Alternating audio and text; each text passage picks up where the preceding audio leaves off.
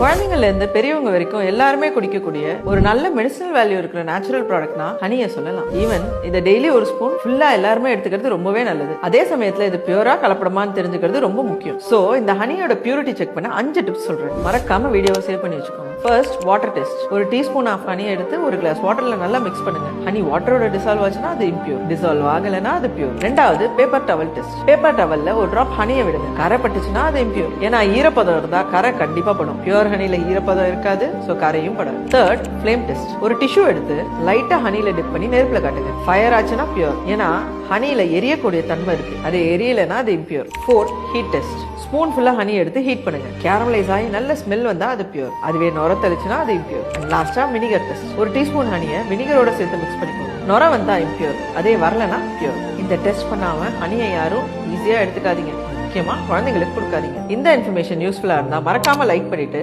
Upcoming health டிப்ஸ்க்கு மறக்காம நம்ம பேஜை ஃபாலோ பண்ணிக்கோங்க.